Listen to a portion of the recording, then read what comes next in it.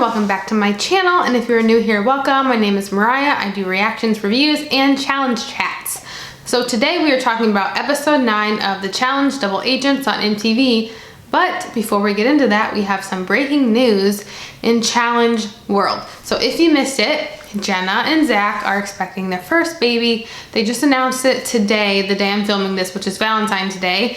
They just announced it today. So if you follow them on social media, you might know that they were supposed to get married like this month, but due to the pandemic, they postponed it a full year. It sounds like they intentionally wanted to have a child before their wedding. Since they had to wait so long to get married, they figured, well, we know we want to have kids, and I think they do want a big family too. So they thought, you know, why not just get started now since we have so long to wait for our wedding. So they just announced it today that she is officially pregnant. It sounds like she is out of her first trimester already, and she is due in August, and they were lucky and successful in the first try. So congratulations to them. So they've come a long way. I mean, I know a lot of people are kind of weirded out about it. You know, they always haven't had the best history, but we can't judge people by what we see on TV.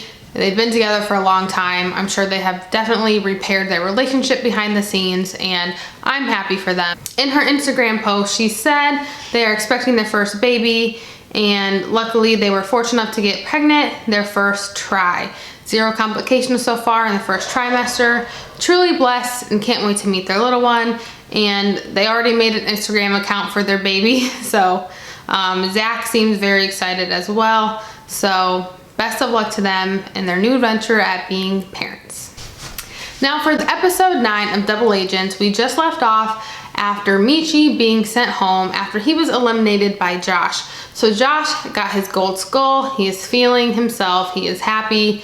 He's definitely proud. And now Amber is left as the rogue agent. So we know that it's probably going to be a girls' elimination week this week because we need to find a guy to become Amber's new partner. Therefore, Cam, Leroy, they're already kind of plotting together. This is the week that they want Teresa to go home. Of course, they have to get in power for this to happen, or at least have someone in their alliance get in power to kind of set this into motion, but just brainstorming and scheming, this is what they are wanting to happen. So then we also see Amber M confront Amber B, which is kind of cringy just a little bit because Amber's just a little aggressive in my opinion.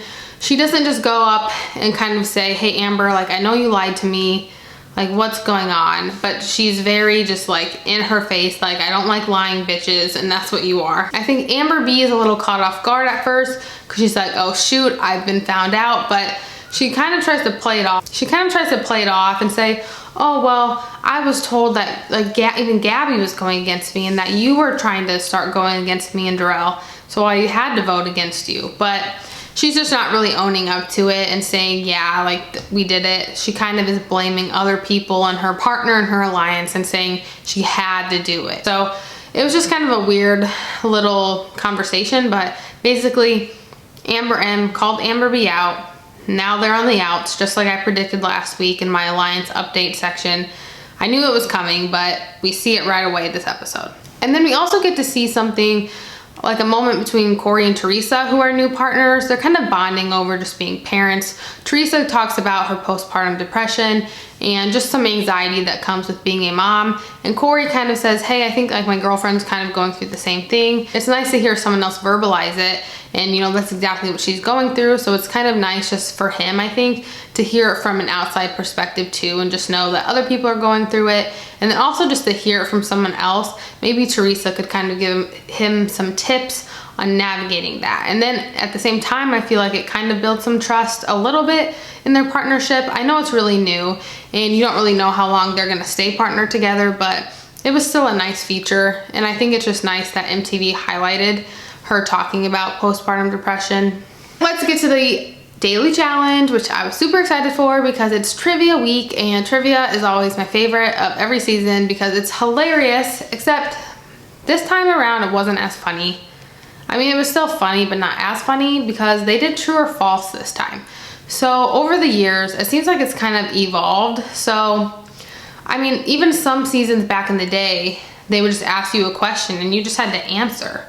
And those were always the best times because people would answer the most ridiculous things, and that's what made it so funny. And then we kind of had some seasons where there'd be multiple choice questions, and now it was just true or false. Don't get me wrong, it's still kind of funny, and some people still got questions wrong that seemed pretty easy, but I think it's just better when it's either a multiple choice or you just have to throw out an answer. Basically what happened is the person that was the last person standing the longest was the person that was going to win. You're holding onto the bar, and if you get the answer wrong, it's going to tilt you out a little bit. But then also, if someone else gets the answer right, they can sabotage you and say, I'm gonna sabotage Nani, and then Nani's gonna tilt out a little bit. So basically, even if you're getting the questions right, someone could still sabotage you, and therefore you could still lose faster. It was really, really close towards the end with the round that had Darrell, Leroy, and Cam. Cam was holding on so long at the end, but ultimately she was DQ'd because she kept touching the sides. I think if she maybe just would have tried to use her body weight and distribute it more evenly and kind of like use her body as leverage, like pushing and holding onto the bar, maybe she would have been able to keep herself up longer, but she kept touching the sides, and TJ gave her a couple warnings, and I think she was just so afraid of just like falling since she was tilted so far out. If she knew she was going down, she didn't want to just like belly flop into the water. So she touched the sides. Ultimately, she got DQ'd, and then Darrell won, so therefore him and Amber B were the winners. Not only did they win the challenge, they won $5,000 and Whoppers from Burger King for life. So I did like that they are doing prizes for the daily challenges again, and I said this earlier in the video that I hate how they have this big $1 million prize at the end, but then the competitors throughout the season get nothing. So I do like now that they are incorporating prizes for the people that do win the daily challenges, because it just makes it a little bit more fun and competitive. Meanwhile, not just Cam and Leroy are trying to get Teresa to be the house vote, so are the rookies and Kyle. Since Amber B is a double agent, since her and Darrell won, she has to kind of think whoever the house vote is going to be, it is going to be someone that she could potentially go against, you know, if it's going to be a thing that she thinks she can go down there and earn her gold skull. So she kind of knows a lot of the house is kind of leaning towards Teresa to go in. However, Amber kind of confides in Nani and says, you know, I kind of want to keep Teresa around. Like, I would rather have Gabby and Devin be the house vote so I could potentially go against Devin. Nani kind of steps in and says, no, no, no, you do not want Teresa around. First off, we all know Nani doesn't like Teresa. They have some bad blood there. But second, Nani tells Gabby that if Teresa makes it to the final, she's winning. No doubt about it. Therefore, Amber kind of rethinks that a little bit. Nani does tell Amber that if Teresa does end up being the house vote, she thinks a strong girl like maybe Lolo or Kacey could take her out. So to keep that in mind. They were kind of sabotaging each other during the trivia challenge, but Amber goes up to Gabby and she says, I'm not trying to make you the house vote. And Gabby's like, really? Because I heard you were. And technically Amber did mention it, like I just said. She told Nani that's what she was leaning towards, or that's what she wanted to happen, but ultimately she just told Gabby that wasn't true. So it's just kind of weird. So we get to the deliberation. They always seem like, you know, they know ahead of time who they're gonna vote in. But anyway, they still sit down and always say, okay, anyone wanna go in? No one says anything.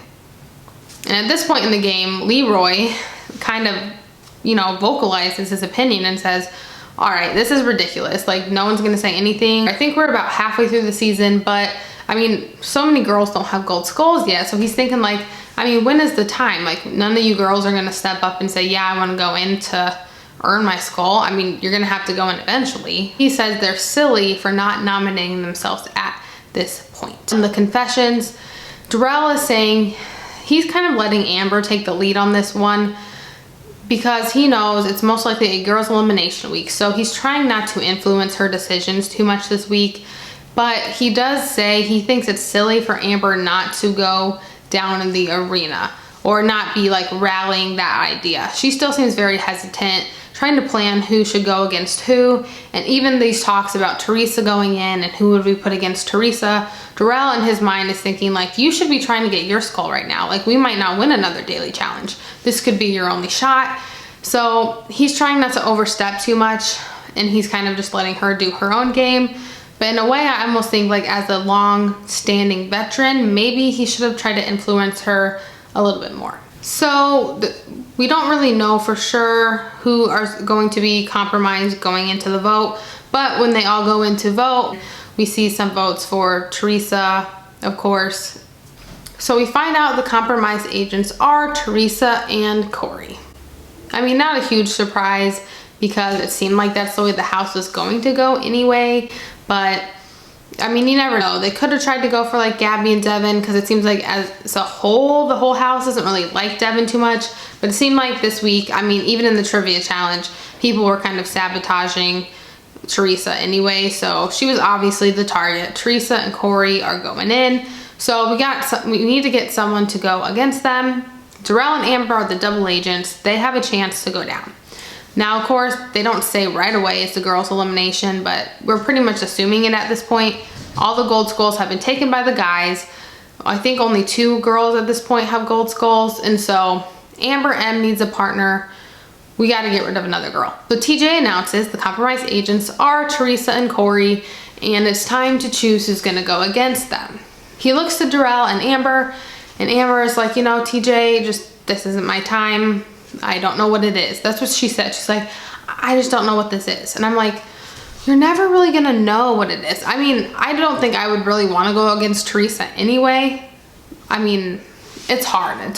I think at this point with Teresa as a house vote, I probably wouldn't want to go down if I was Amber either. But it's just annoying when they keep saying, oh, I don't know what this is. I don't know what this is. I mean, it doesn't matter always. I mean, at this point, I feel like a lot of the girls left are pretty even.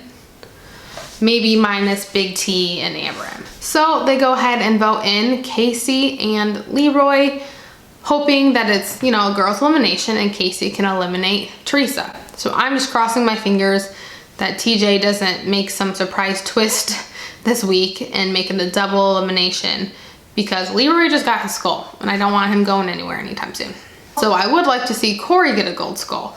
So preferably, I would not like to see Corey and Leroy go against each other like ever, unless it's in the finals. So Kacey is actually going to be going against Teresa because it is a girls' elimination. No surprise, this should be a good matchup because Teresa's a really good competitor. Kacey is a football player or a former football player, so it should be a pretty good matchup. I was just thinking of all these different combinations, like what if Teresa wins and then she picks Leroy as a partner for some reason instead of Corey? Then that would be like Cam's worst nightmare. It would almost be kind of funny though, like good television, but whatever. I just want to see how this elimination plays out. And they were tethered together to a rope.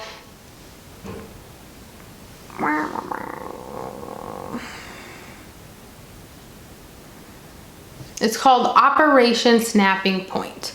So it's kind of like a tug of war elimination. It's kind of like what Wes and Devin had to do, but they also have to put rings on a pole. So it's whoever gets 3 rings on first. But the rings have to go on separate poles. So basically they're going different directions trying to get on these poles. So obviously they're pulling against each other. So it's kind of a strength game, but also like a strategy game, like which pole are you going to go against first? I'm really thinking this could go either way. In the beginning, it seems like it could go either way. You know, we've seen this kind of like in a varied state, or we've seen a variation like this in the past where it seems like a lot of the times if you just say stable, you can kind of inch your way to where you need to go. Teresa kind of said that in her interview, like, you know, if I could just slowly inch to where I need to go, maybe Kacey will gas out. However, Kacey didn't seem to gas out. She eventually just kept going, and Teresa really didn't make it anywhere. She kind of she held her own, but she didn't really progress anywhere. She kind of just stood still, and in the end, Kacey won the elimination, meaning Teresa was going home and Corey was once again left with no partner for a second, and then he got paired up with Amber M. So surprise, surprise, Corey has a new partner. So now, since Kacey won, she had the opportunity to pick a new partner. However, she kept Leroy. So that was exciting to see. I think they are a good pair. I guess I do like Kacey, but for some reason, which is really weird, because I don't really like Teresa that much, at least I haven't in the past, but for some reason I kind of wanted her to stay just a little bit longer. So I'm not sad she went, but I wouldn't have been sad if she stayed. So this week for Alliance updates, I definitely have that the Amber B is for sure done with Amber M and Gabby. So before, I didn't really know Gabby was going to get roped into that. I'm kind of wondering if Amber B is also going to be therefore done with like Big T as well. So before, I thought it was just like Amber B and Amber M that were going to be not aligned anymore, but now for an Alliance update, I'm seeing Amber B just completely separated from all of those rookie girls. Now that Corey is partners with Amber M and Amber M was close with the rookies, it's going to be interesting because I think Corey and Leroy kind of had a pact coming into this ahead of time, and maybe Jarrell as well. So it's going to be very interesting kind of seeing like who's going to kind of show their alliance to who. So say Leroy, Corey, and Jarrell are kind of tight together, but their partners, Amber M and Amber B, aren't getting along. You know, Cam being Leroy's significant other. I mean, there's just so many factors here in this game. It's just so confusing. So then for memorable moments, I would say Teresa getting sent home. I think I was surprised just that she lost an elimination just because she is such a good athlete. I think I was surprised that Jarrell won the trivia just because out of everyone there, I was surprised that he won. And then I was happy that we got to see a sneak peek at the rest of the season. So one of my other favorite channels that does recaps is the Angel Cake Entertainment channel, and he did a breakdown of the trailer, kind of like a shot by shot, and kind of broke it down further. So definitely go check that out if you haven't already. So looking at some top tweets for the week, someone said, "I'm so tired of everyone saying I want to get my skull, but only if it's a challenge I know I can win against someone I perceive as a weak player, them putting on a clown mask." Trivia just doesn't hit the same without Jenna. 100% agree, just not as funny. These contestants hearing the word square root and radius with a sweating face. I mean, to give them benefit of the doubt, if I'm hanging like 100 feet in the air, I would probably forget those two. Someone said years of men talking about winning for their family got super tiresome. However, Teresa opening up about postpartum depression is honestly really unique and refreshing. It's honestly badass that she came back as a mom and still a great player. I agree. That's it for this week's episode of my challenge chat. Make sure you subscribe so you don't miss the next one, and let me know what you thought about this episode.